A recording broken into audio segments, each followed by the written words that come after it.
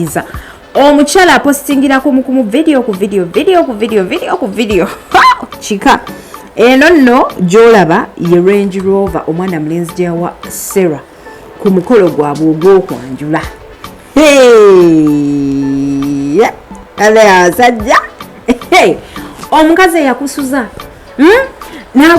nakusuza mu bintu ebyebbeeyi nakulabirira timuwayo yadde n'aka Range Rover banaye abawala mulina emikisa oli n'ava eri najja n'agwa mu bintu webbo.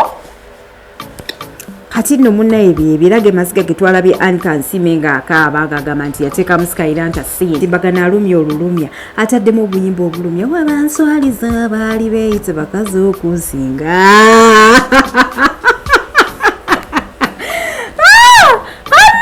Nze kambabuulire tewaliwo omukazi ava wa musajja nga badde akyayagalayo. Buli mukazi yenna omufumbo bw'aba anaanoba ayinza okunaba omwaka nga mulamba nga yanoba dda ng'alinze kizaana omuwala gwe bayita Mutoni ow'emyaka 24 era omuwala ono yazze nga yeekaliza mu Honorable Mbidde ng'amugamba nti nze bye wansuubiza tewabinkolera.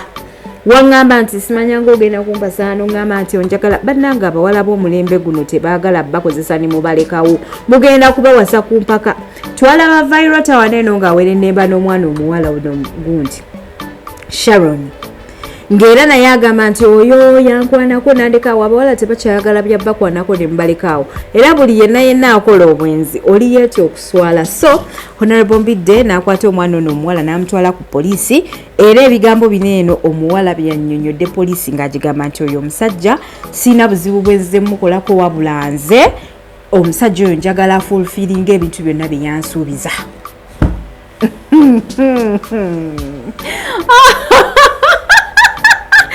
Kino ekimansa nakuba naye kigimansa mpalo. Imagine Honorable Mulambo okubeera mu sexy scandal. Munnange omwana omuwala nga bamutwala ku poliisi nga bamugamba oyagala kukola bulabe ku Honorable Mbidde. Buzibu ki obatusewo. Mwana omuwala nagamba naye nze sina mutawaana.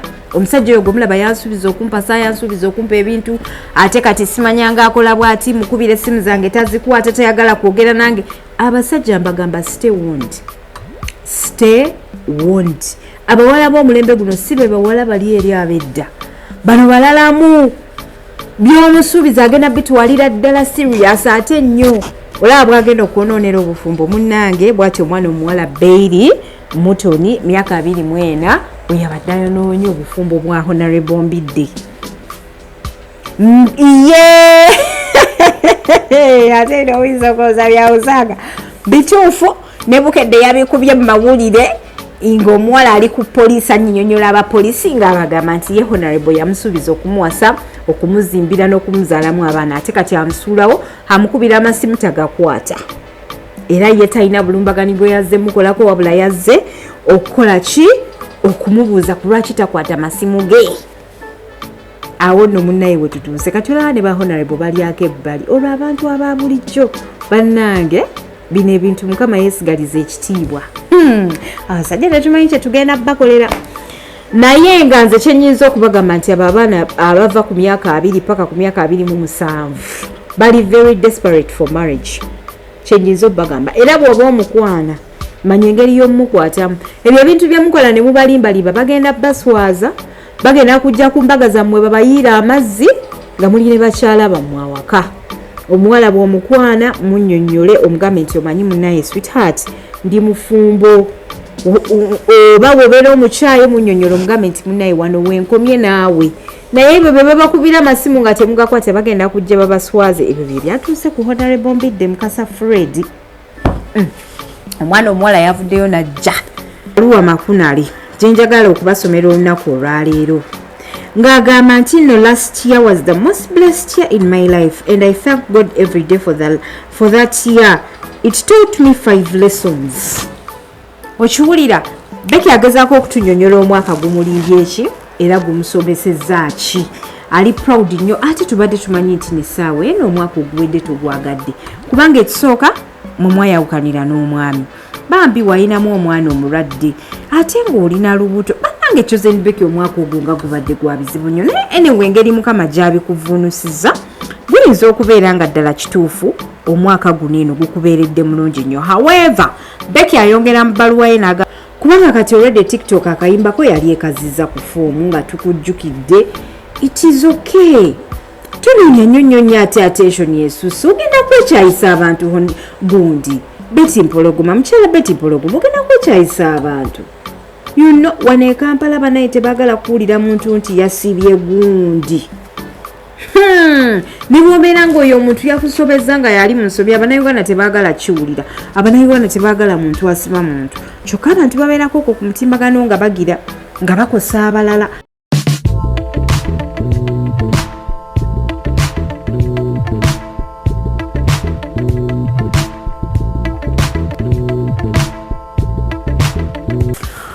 Assalamu alaikum wa rahmatullahi wa barakatuh. Muli mutya bakwano kansubire muli fine eno e program Labisa. Njagala nnyo kola program eno naye waliwo lwenkera nga sina vibe and it needs a lot of vibe esobola okubanga ebanyumira. Naye njagala okubebaza banange timwe bale kutulaba mwe bale kusubscribe nga wonna we nabeera nfunidde obudde badya. Nja kubeera mba updating ebyo bye mutategedde bulungi. Kumutimbagano yenze Hadija Kigozi nga bulijjo. Bwoba oli ku channel eno nyiga akagamba ku subscribe okubeera ngo tweyungako. Bwe tuli ku mitimbagano egy'enjawulo ku Facebook, ku Instagram, ku X, buli wamu ogenda kubeera HK Media ogisangawo. Bannange kitalo nnyo nnyini ddala. Gye bwakeredde olunaku lw'ejjo maama wa Suna Beni ng'afudde, a moment of silence. Fembusiramu tugamba nti inna lillahi wa inna ilaihi raji'un. Banaye abaana abalenzi baagala nnyo bamaama baabwe. Abadde afollowinga Suna Beni ku mutimbagano omanyi kati essaawa eno Suna Beni kyaliko. Bannange Suna Beni abadde ayagala maama we. Abadde ayagala nnyo maama we nga mpostinga nnyo. Bambi ekintu kineno kibi nnyo ate nga kituukiddewo ddala mu kiseera ekikyamu ennyo nti ku Lwomukaaga yebadde egenda okubeera show y'ebinyanyenyanyi ya Suna Beni gyaludde ng'alanga okumalira ddala akaseera. So bambi simanyi naye Mukama Katonda amukwatireko amugumye ne famire yagigumye. Bwatyo last year tolaba Gravity omutujju ng'akaaba amazzi gange era bambi afiiriddwako mama we. Obulamu kati bumpi obulamu bw'abazadde baffe. Bw'oba olina omuzadde ng'akwagala nga naawe omwagala nga mulina relationship ennungi, making sure nti omuzadde oyo omukyakazaamu obeerako naye omuwa obudde. Kubanga kati obulamu bwafuukira ddala bumpi. Naye nga bambi kitalo nnyo nnyini ddala ekya mama wa Suna Beni era tusaba famire y'omugenzi Mukama Katonda abeere ng'agigumya abakwano ba Suna Beni ne Suna Beni yennyini. Kale nze kambeere nga ntandikirawo okulabisa njagala okubannyonnyola ebigambo bino nti temuteekamu hard feelings mu programu eno. Eno programu ya entertainment ya kunyumirwa. Nze ndiwo okubannyonnyola ebyo bye mutategedde ku mutimbagano. Naye nga womanyi nti abantu abamu babitwala so personal. Nalabeyo ku TikTok abantu nga batandise ebintu by'enjogero bitwala so personal. Wano tewaliwo bwe twagala kulumya naye ffe tugezaako okubannyonnyola okusinziira ku ekyo kyembeera mutugambye ku mutimbagano. Ffe tukitunulamu ne tukikubamu ttooki ne tujjaano ne tukyogerako. Ngenda kutandika ne Alese empaka. Nakugamba luli nga tuli ku TikTok era ka video nkakasa kakutuukako kuba nakulaba ng'otudde ku mutimbagano ng'olina channel mukwoli ng'ogamba nti nze mukyala nze mugole ndeka sikuliiko naye bannange Alesha omukazi ng'asusse okuteekayo video ku video ataddemu obuyimba obulumya. Bannange atalaba mukolo gwa ex wa Alese empaka Abraham Luzzi ne mukyala we omukyala atandise ogupostinga. Sarah apostingira ku pressure video ku video atadde muli obuyimba obulumya. Njagala mbalageko ku omukolo gwabwe bwe gwatambula okusinziira ku bifaananyi omukyala be yatuteereddeyo. Omukolo gwabwe bambi gwanyuma. Akawala keeru kawanvu, akakyala keeru kawanvu kanyumidde nnyo reedi. Ndoza cheka yagala nnyo reedi kubanga bapostinze okuviira ddala ku engagement yaabwe. Ekifaananyi nga bw'okirabaawo Honorable Luzzi Abraham, Honorable to be ye yapostinga n'apostinga engagement yaabwe nga engaginga omuwala. Bannaye laavu yali wano ng'etokomoka butokomosi. Bannange omusajja bw'afuna omukazi omupya ng'ayina mukazi we omukadde gwalumya ayinza okisussa.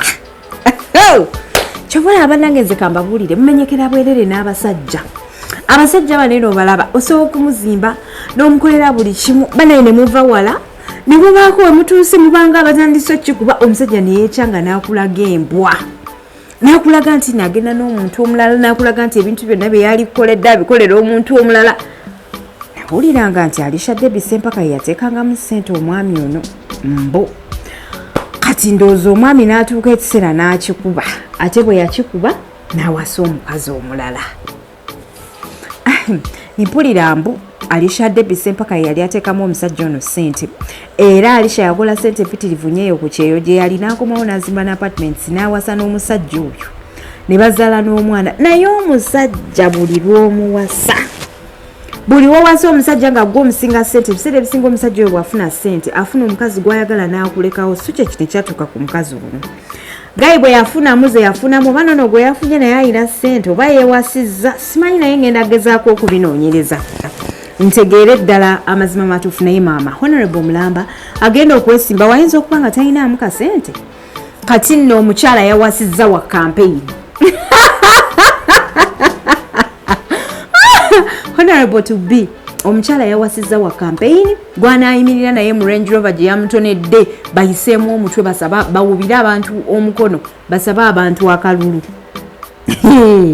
eyo no engagement yaabwe nga bw'ogiraba omwana omuwala like ayagala nnyo red omusajja like ayagala nnyo white ne green ku engagement yali yambadde white ne black omukyala nga yambadde red era nga bw'obalaba awo bambi baanyuma yadde nga tulinamu ku nnugu naye baanyuma yadde nina ennugu naye baanyuma nnyo amazima nzikiriza nga bw'obiraba ebyo bifaananyi byabwe balabika bulungi nnyo nnyini ddala bannaye omusajja ng'ali mu laavu empya ayinza obbalinnya ku mitwe ekiri ku mutimbagano mugende mulabe saagala mugambe nti nno mpaayiriza omukyala apostingirako mu video ku video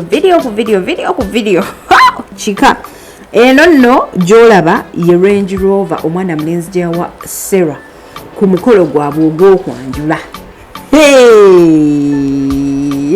asajja omukazi eyakusuza n'akusuza mu bintu ebyebbeeyi n'akulabirira timuwayo yadde n'aka Range Rover bannaye abawala mulina emikisa oli n'ava eri najja n'agwa mu bintu webbo kati nno munnaye byebirage masiga getwalabye Ankansime ng'akaaba ng'agamba nti yateekamu Skylant ssente era biki mbu ku mutimbagano bino si byange byambu mbu yateekamu omusajja ssente ate omusajja kati atuuse waatuuse mbu nno kati omusajja yeesiruwaza bannaye abakazi lekerawo okuwaba ssente zammwe abasajja omusajja kakuwasa atobe mu nnyumba omwo abeeremu ng'atoba nga tomukombe yadde n'ekikumi kyoba yagala agende oba yagala asigalewo wamma kambazeeyo ku mukolo kati bamala bapostinga omukolo gw'okwanjula nga bw'ogulaba awo bannaye omukolo gwali very class oba gwali luddawa nze naawe bannaye baanyuma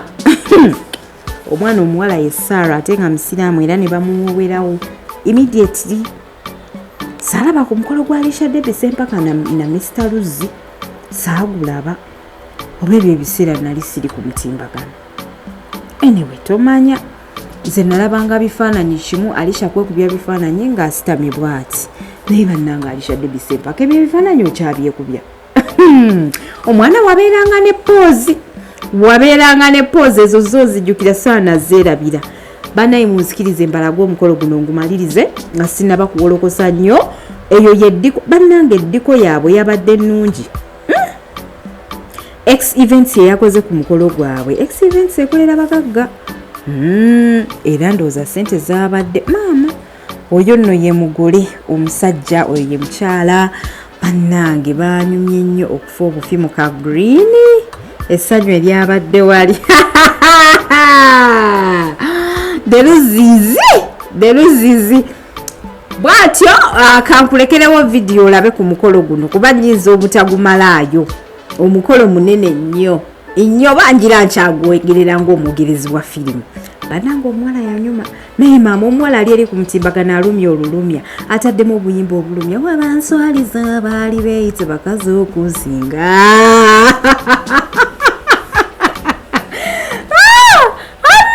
nze kambabuulire tewaliwo omukazi ava wa musajja nga badde akyayagalayo buli mukazi yenna omufumbo bw'aba anaanoba ayinza okunaba omwaka nga mulamba nga yanoba dda ng'alinze kizimba we kinaayabikira. Sisuubira nti nalisha Debbie Sempaaka ayinza okwagala okudda ewa Luzzi, sisuubira. So mwana muwala Sarah, congratulations to you. Naye guma leka ebyomutimbagano bireme kuvuga speedi, ffe tukimanyi omusajja waakwagala. Yes, eyo gy'olaba ye wedding reception yaabwe ey'emmere. Ey'emmere bagitimbye bulungi ne bateekako ebifaananyi by'omukazi everywhere. Bannange omukolo ogulimu ssente gunyuma. Gunyuma ate nga tegwabaddeko bambi bantu bangi. So Alisha Debbie Sempaaka njagadde kutegeeza nti mujja wali eri oba ex-boyfriend wo ex-baby daddy wo ali eri ku mutimbagano bapostinga mikolo, ebifaananyi byabwe by'emikolo bapostinga obuvidiyo mbu bakulumye. Oba balowooza bikuluma? Nze nkimanyi bino tebikulya Alisha. Naye nga congratulations to the bagole, they looked very nice. Banyumye nnyo mu kawaiti awo nga beewuuwa byonna. Jabukeeredde nga Honorable Mbidde asibye omwana omuwala gwe bayita Mutoni ow'emyaka 24, era omuwala ono yazze nga yeekaliza mu Honorable Mbidde ng'amugamba nti nze bye wansuubiza tewabinkolera. Wangamba nti simanyanga ogenda kumpasa n'ongamba nti onjagala. Bannange abawala b'omulembe guno tebaagala bakozesa ne mubalekawo, mugenda kubawasa ku mpaka. Twalaba viral tawaneeno ng'awerennemba n'omwana omuwala ono gundi Sharon, ng'era naye agamba nti oyo yankwanako nandekaawo. Abawala tebakyayagala byabbakwanako ne mubalekaawo, era buli yenna akola obwenzi oli yeetya okuswala. So Honorable Mbidde n'akwata omwana ono omuwala n'amutwala ku poliisi, era ebigambo bino eno omuwala byannyonnyodde poliisi ng'agigamba nti oyo omusajja siina buzibu bwenzize mukolako, wabula nze omusajja oyo njagala fulfillinga ebintu byonna bye yansuubiza.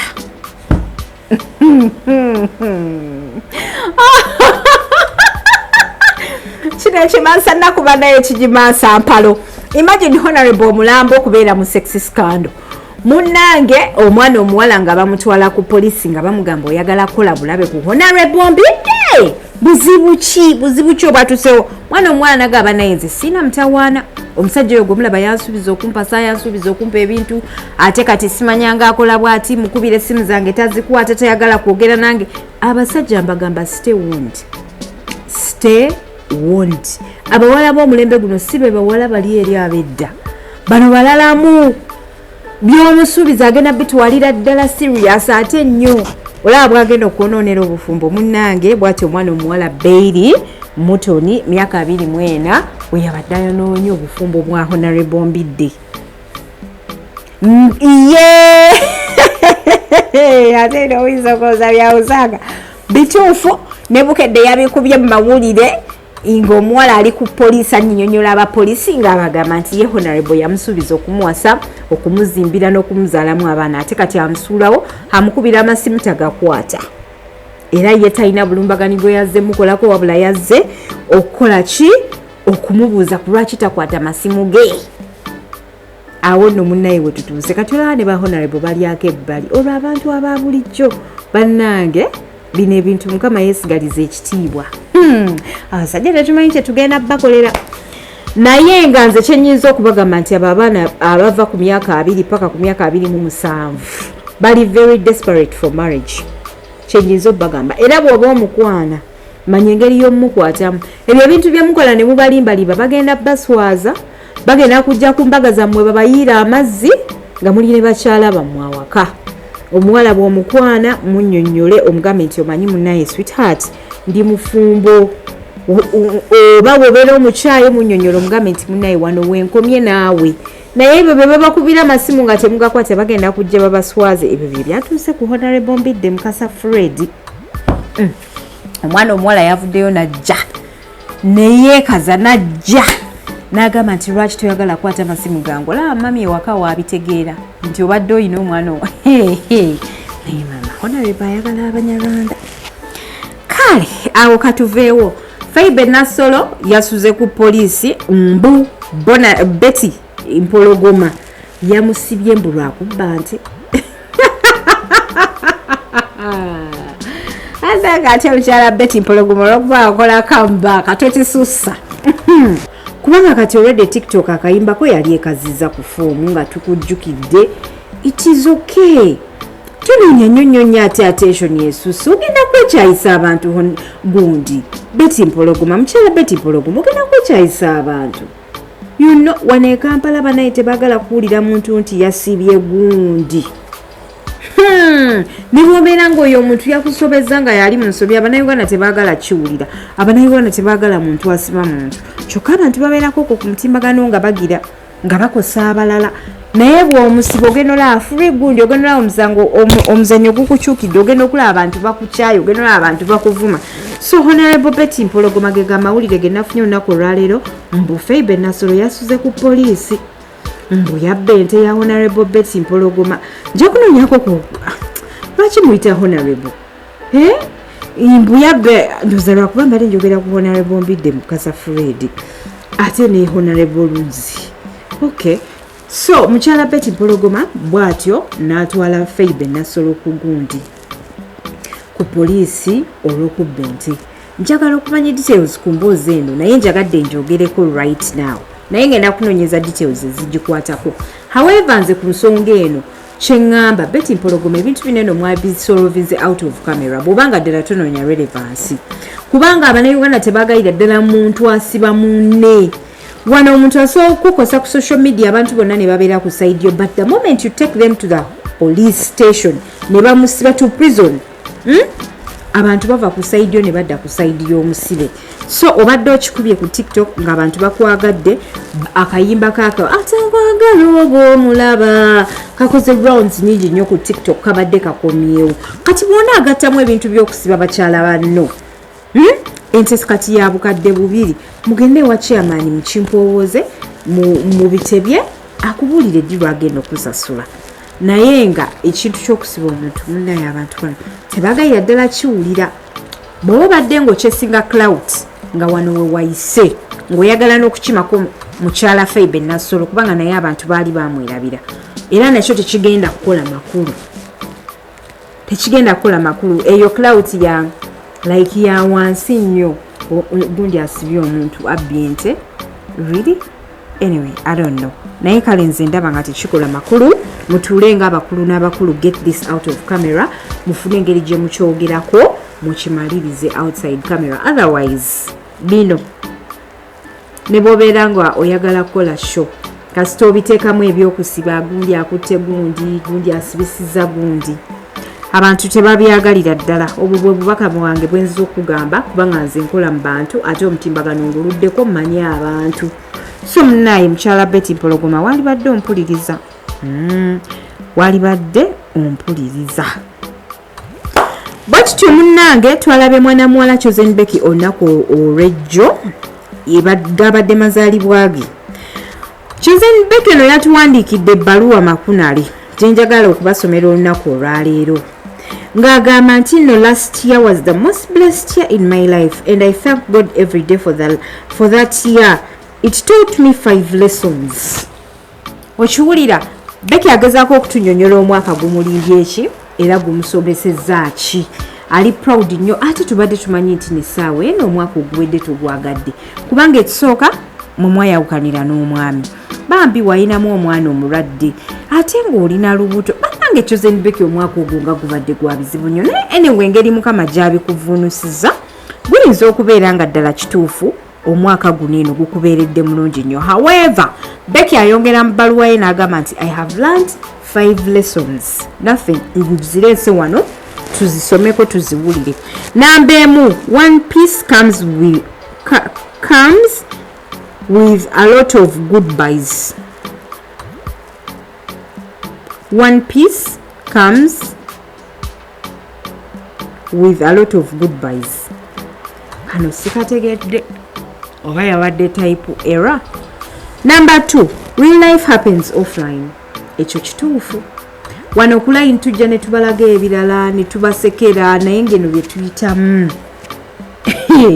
Kati just okusonda obusonza amaanyi okukola eno sho temanyi kikyembadde mpitamu okuva emisana. I didn't work. Nsibye ndi very lazy. Sibye siina vibe.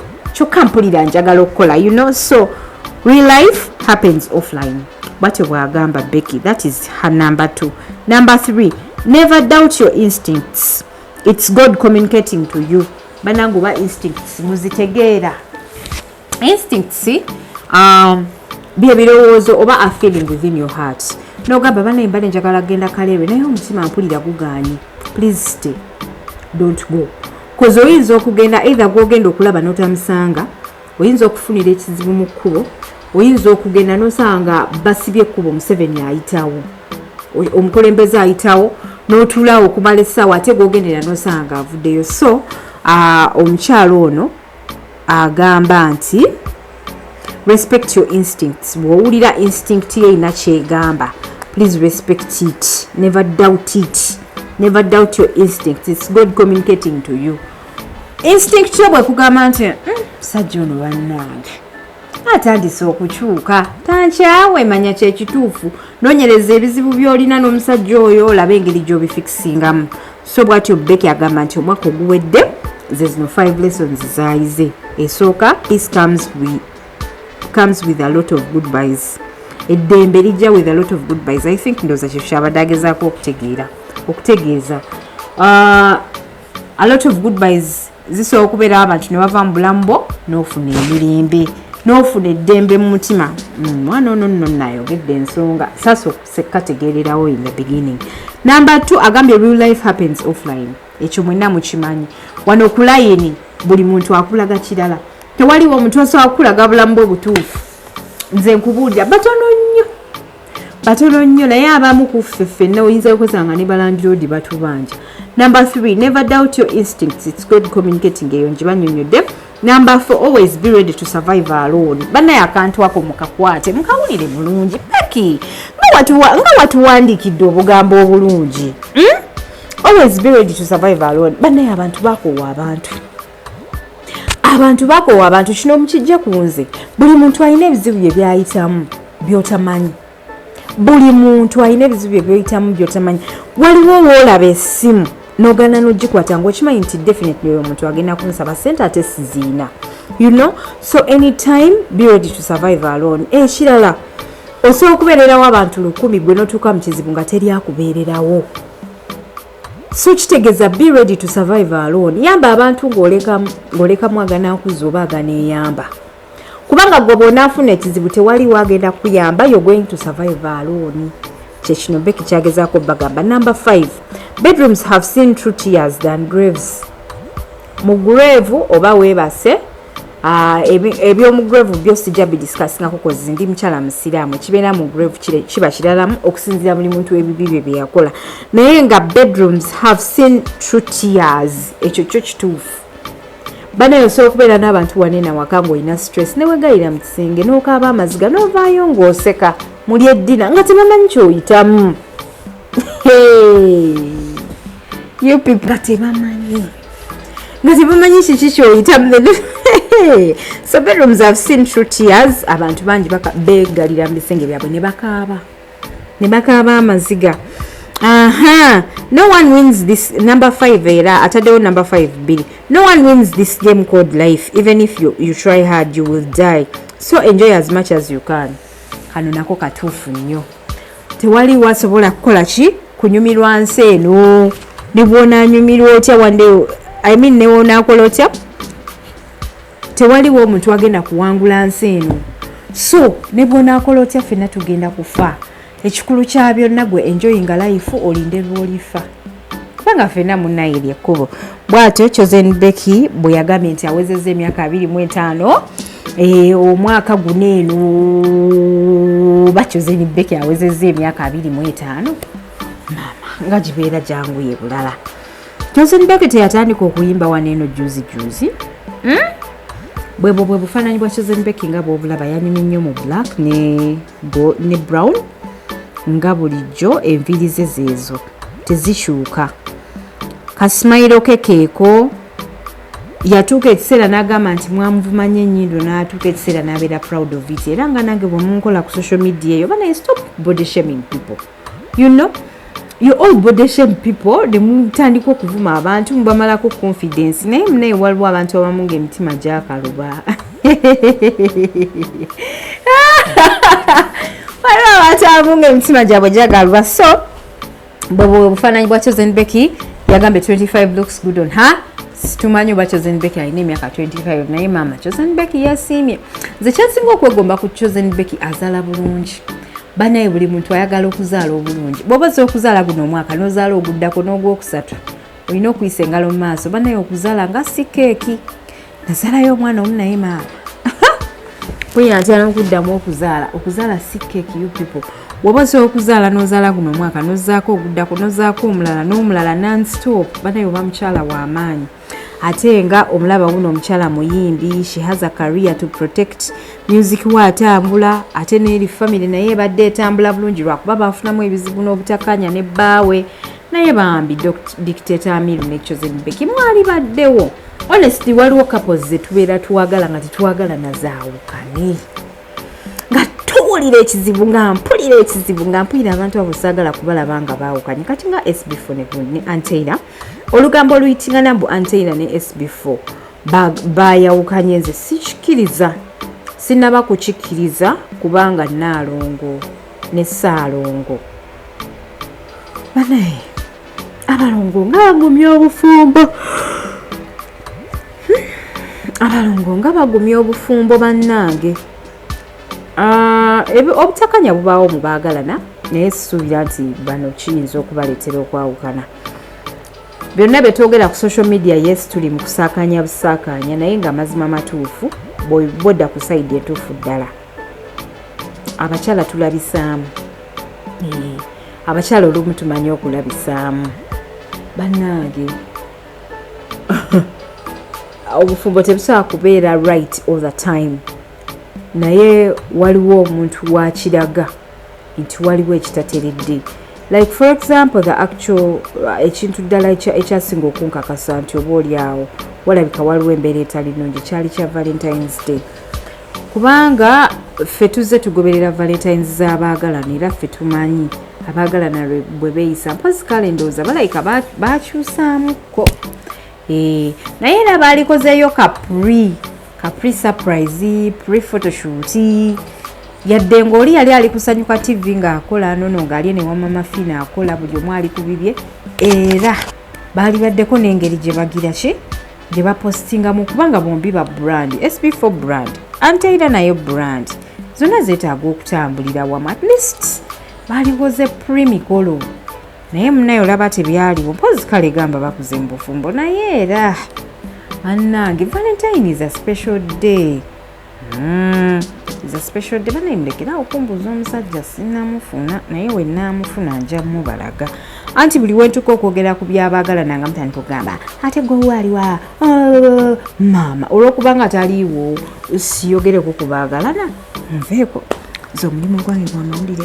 So bannange ebintu biba biganye mu bufumbo tokaka nnyo munnange kubanga kati obulamu butono.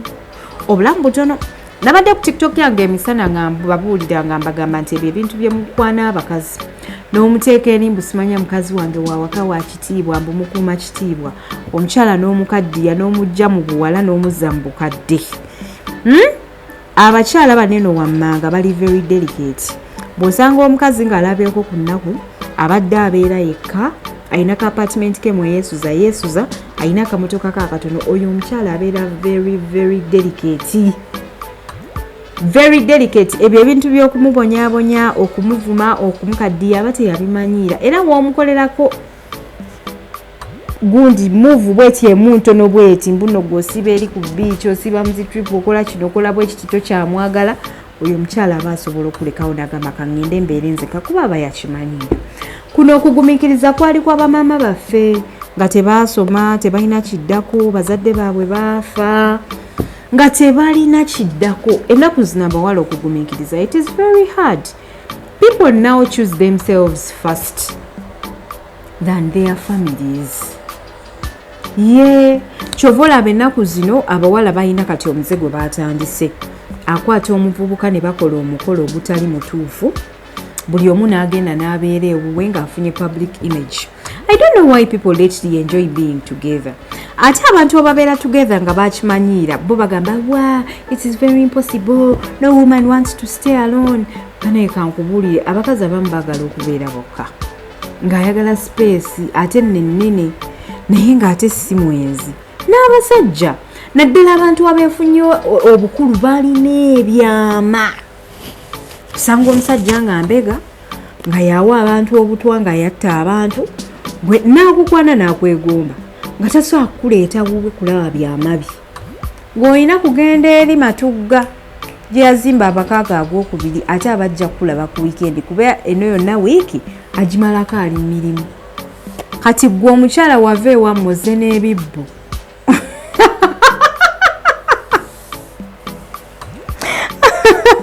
Omusajja tabimanyi. So abantu bagenda okwefuna naddala wadeno mu bukulu kaŋŋambe banene abeefunye nga bakulu nga buli omu alina ebyama nga it is very impossible to stay together. Ng'ebyama bya muno tosobola bigumiikiriza nga mu butuufu binene nga binene nga nawe bikusukkako. You know, kyova olaba abawala ennaku zinatuuka mu nnyumba y'omuntu n'agamba yasanzeeyo entaana. Now if you find such a man, ali rich, akusiimye, akwanjudde, but he's not ready to show you his grave in the house. Okitegeera ajja kukwata akugamba nti genda wali emuyenga woba obeera nkulaba ku Sunday bokka. Eno mba ndi mu kukola mirimu gya grave. Okitegeera. So kati bwe bulamu awo ensi weetuuse era nga bw'olaba nti abawala abali around 22, 24 tebaagalira ddala bavubuka babalimba. Bw'omulimba akwesibako paka w'omuwasa kubanga tebaagala kubeera disappointed in life. Kugamba ebintu bizze bikyuka ebintu bizze bikyuka. Kyovola nti n'abantu abeefunye obukulu abo nga mwefunye bukulu nga mukuzeemu ku myaka nga mwefunye mukuzeemu ku myaka ebiseera ebisinga obufumbo obusobola obbakaluubirira ye so munnange byebyo. Chosenbecky, happy belated birthday yesterday. Yadde sakupostinze naye na commentinze weebale kuweza myaka 25 byebyo bannange njogeddemukko nammwe mwebale nnyo okundaba mwebale okusubscribinga ndeseeyo kiki kyendeseeyo